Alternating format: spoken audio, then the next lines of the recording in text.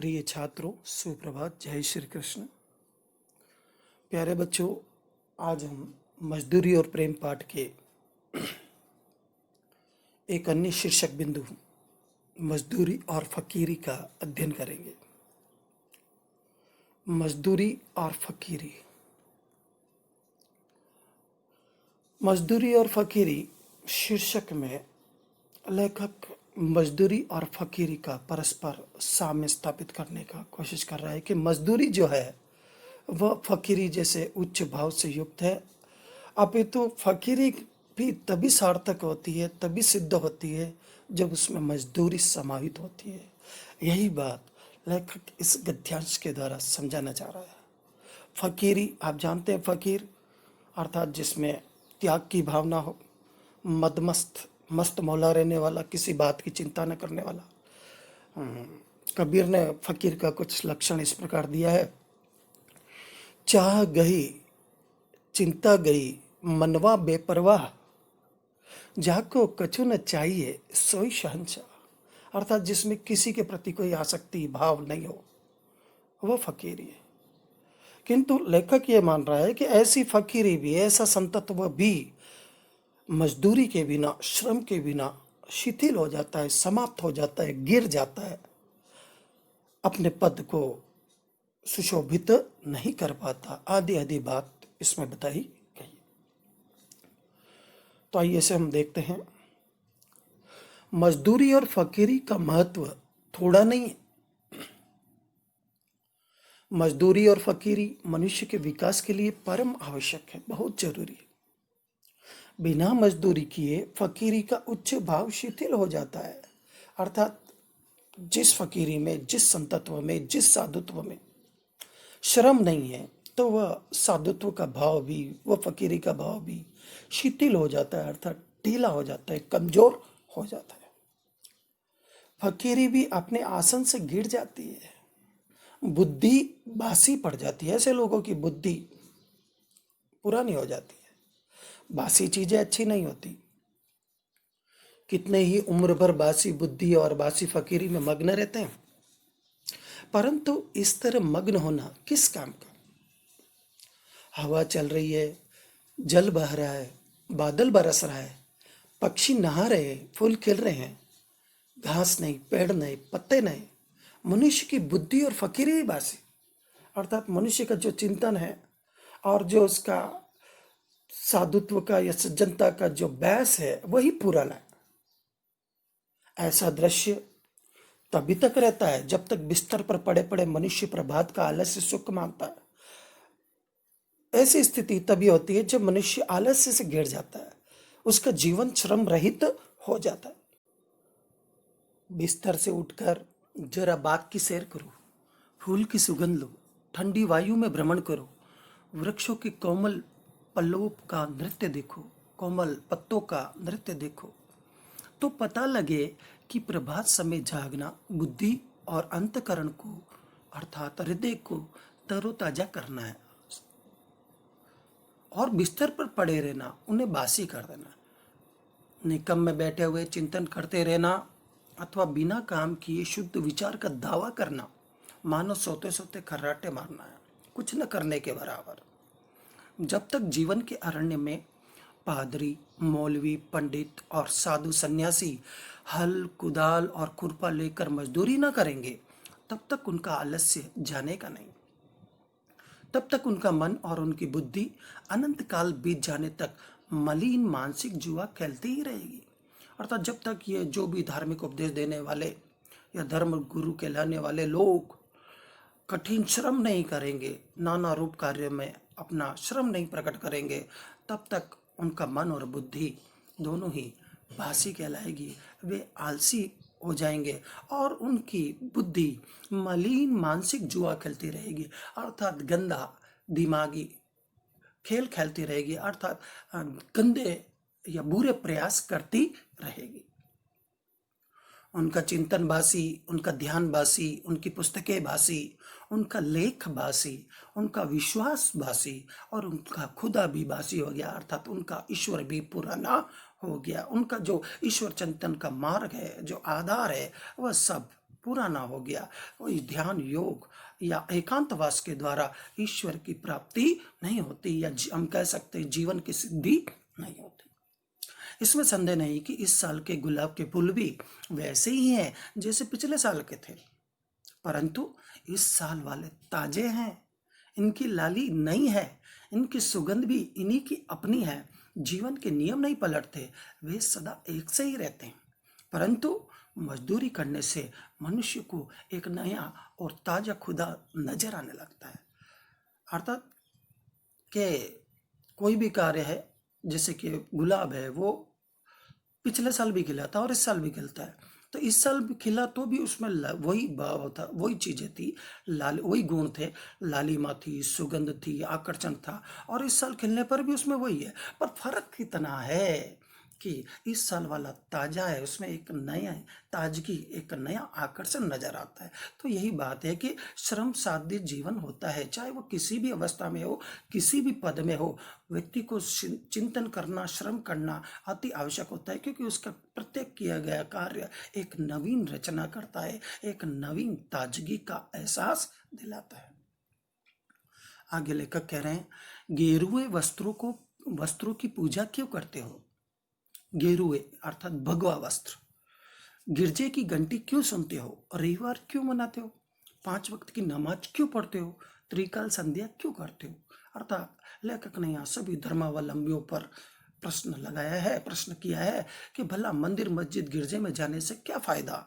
मजदूर के अनाथ नयन, अनाथ आत्मा और अनाश्रित जीवन की बोली सीखो। अगर आपको वास्तव में ईश्वर को प्राप्त करना है, तो आपको ऐसे बेबस बेसहारा लोगों को, श्रम युक्त जीवन जीने वाले लोगों को जानना चाहिए, उनकी सेवा में तत्पर रहना चाहिए।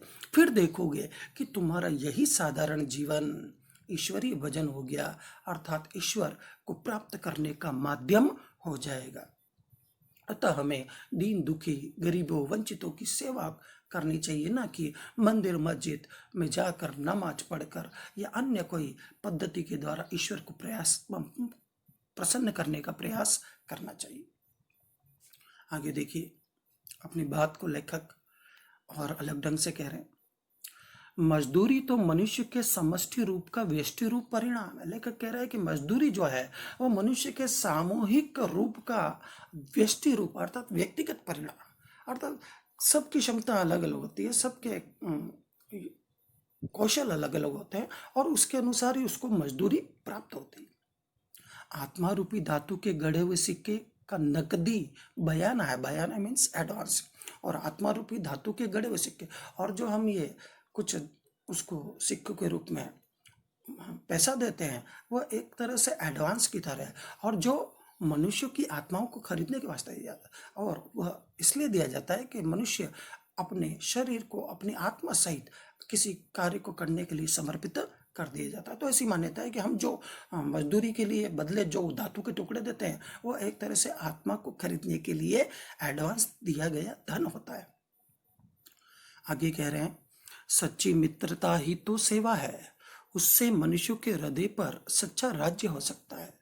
जाति पाति, रूप रंग और नाम धाम तथा बाप दादे का नाम पूछे बिना ही आपको अपने आप को किसी के हवाले कर देना प्रेम धर्म का तत्व है। अर्थात जब कोई भी मजदूर आपके यहाँ काम करने आता है, तो वो आपके बारे में कोई भी जानकारी नहीं लेता, और बड़े ही प्रेम भाव से वो अपने आप को पूर्णतया समर्पित कर देता है। लेखक इसी को प्रेम धर्म कह रहा है। जिस समाज में इस तरह के प्रेम धर्म का राज्य होता है, उसका हर कोई हर किसी को बिना उसका नाम पूछे ही पहचानता है, अर्थात वहां पर किसी प्रकार का कोई भेदभाव नहीं होता, सभी एक मनुष्य, एक ही ईश्वर की संतान अर्थात मनुष्य के रूप में ही जाने जाते हैं, क्योंकि पूछने वाले का कुल और उसकी जात वहां वही होती है जो उसकी जिससे कि वह मिलता है, अर्थात वह भी मनुष्य है और पूछने वाला भी मनुष्य है। वहाँ सब लोग एक ही माता पिता से पैदा हुए भाई बहन है, अर्थात ये सब एक ही ईश्वर की संतान है। अपने ही भाई बहनों के माता पिता का नाम पूछना क्या पागलपन से कम समझा जा सकता है? अगर कोई अपने भाई बहन का नाम पूछता है, क्योंकि वह भी मनुष्य है और हम भी मनुष्य हैं, तो अगर हम अब एक तरह से वो अपना भाई ही हुआ, और अगर हम अपने भाई के ही माता पिता का नाम पूछते हैं, तो इसको तो मूर्खता ही कहा जा सकता है। ये सारा संसार एक कुटुंबवत है। लेकर कह रहा है कि ये पूरा संसार एक परिवार की तरह है और हम सब एक उसी ईश्वर की संतान है। अतः हमें किसी प्रकार का भेदभाव न करके मनुष्य का सम्मान करना चाहिए। ये बात कह रहा है लेखक। आगे कह रहा है, लंगड़े, लूले, अंधे और बहरे उसी मौरूसी घर की छत के नीचे रहते हैं, जिसकी छत के नीचे बलवान, निरोग और रूपवान कुटुंबी रहते हैं। मौरूसी घर, मौरूसी मतलब पैतृक, उसी पिता के घर की छत के नीचे रहते हैं जिस छत के नीचे बलवान, निरोगी और रूपवान कुटुंबी रहते हैं। अर्थात सक्षम या असक्षम सभी तरह के लोग इस पर संसार रूपी परिवार में रहते हैं। मूढ़ों और पशुओं का पालन पोषण बुद्धिमान, सबल और निरोगी तो करेंगे। अब लेखक कह रहा है कि ऐसे मूर्ख लोगों का या पशुओं का पालन पोषण जिसमें बल हो, जो स्वस्थ हो और जिसमें बुद्धि हो, वह लोग ही तो करते हैं।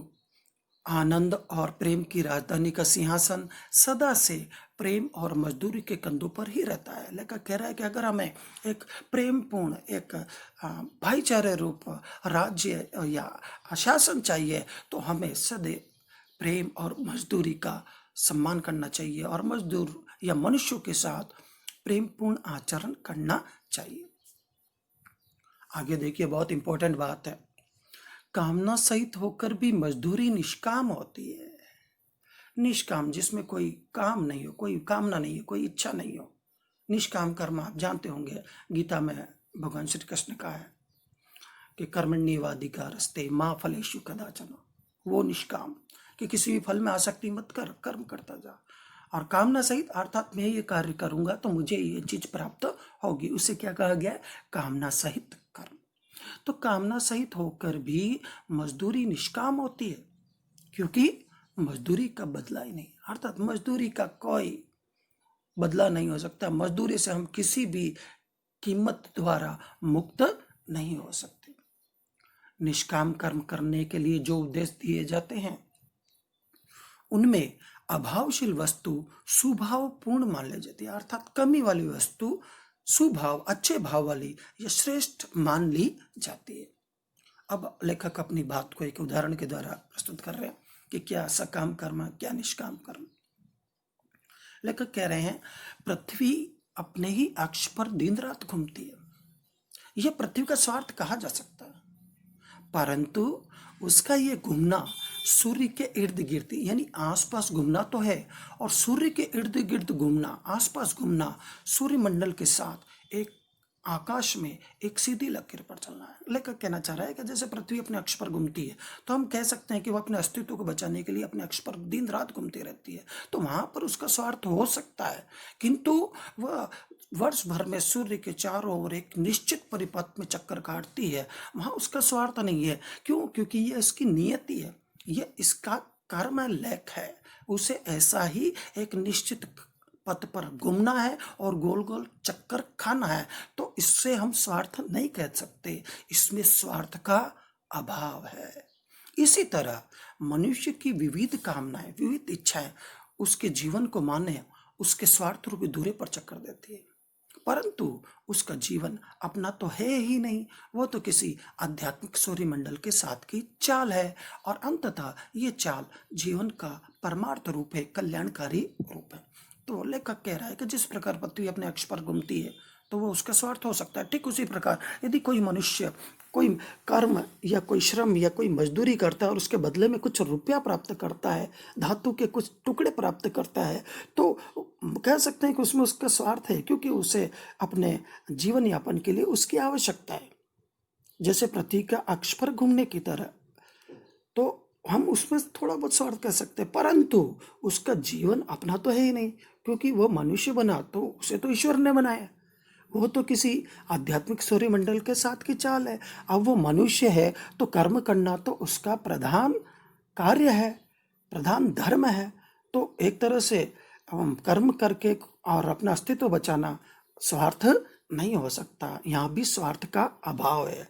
अब लेखक कह रहा है कि जब स्वार्थ कोई वस्तु ही नहीं, तब निष्काम और कामनापूर्ण कर्म करना दोनों ही एक बात हुई। इसलिए मजदूरी और फकीरी का अन्योन्या आश्रय संबंध है। इसलिए लेखक कह रहा है कि जब कोई स्वार्थ है ही नहीं तो हम उसे निष्काम कर्म या सकाम कर्म कुछ भी कहें, बात एक ही है, कर्म तो कर्म होता है, वो छोटा बड़ा नहीं होता, वो सकाम निष्काम नहीं होता। तो इस प्रकार लेखक ये कहना चाह रहा है कि मजदूरी और फकीरी का परस्पर एक दूसरे से संबंध है, दोनों एक दूसरे के पूरक हैं। बिना मजदूरी के फकीरी भी अपने उच्च भाव को प्राप्त नहीं कर सकती। तो ये बहुत ही प्रभावी उदाहरण लेखक ने दिया है। इसे आप बार बार पढ़ना तो आपका कॉन्सेप्ट बन जाएगा।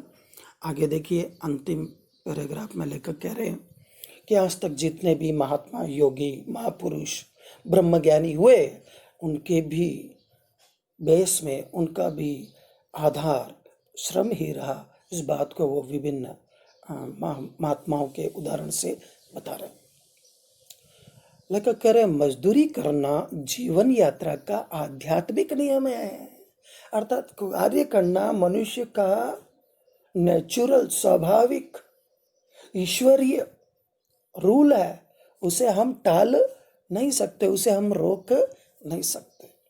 जॉन ऑफ आर्क की फकीरी और भेड़े चराना, टॉलस्टॉय का त्याग करना और जूते गांठना, उमर खैयम का प्रसन्नतापूर्वक तंबू सीते फिरना, खलीफा उमर का अपने रंगमालों में चटाई आदि बुनना, ब्रह्मज्ञानी कबीर और रैदास का शूद्र होना, गुरु नानक और भगवान श्री कृष्ण का मुख पशुओं को लाठी लेकर हाँकना सच्ची फकीरी का अनमोल भूषण है, अनमोल गहना है। अर्थात सच्ची फकीरी इस श्रम में ही निहित है, और इस श्रम के द्वारा ही, चाहे वो छोटे छोटे क्यों ना हो, इन श्रम के द्वारा ही कबीर, रैदास, मीरा, कृष्ण, गुरु नानक आदि आदि महापुरुषों ने, महात्माओं ने, संतों ने, फकीरों ने अपने जीवन को सिद्ध किया है, अपने जीवन को सफलतम बनाया है। अतः लेखक कह रहा है कि हमें अपने जीवन में श्रम के महत्व को जानना चाहिए और श्रमशील लोगों को उचित आदर सम्मान देना चाहिए। मजदूरी से या धातु के कुछ टुकड़े देकर हम उनके इस कार्य से या उसके इस प्रेम भाव से मुक्त नहीं हो सकते। आदि आदि बातें आपको इसमें बताई गई है। तो बच्चों, अब मैं इसके बेस्ट आपको कुछ प्रश्न दूंगा, आप उससे भली भांति हल कर लेंगे। और आज ही हमारा पाठ समाप्त हो रहा है। अब हम अगले अंक में पद्य खंड में प्रवेश करेंगे। तब तक के लिए जय श्री कृष्ण, धन्यवाद।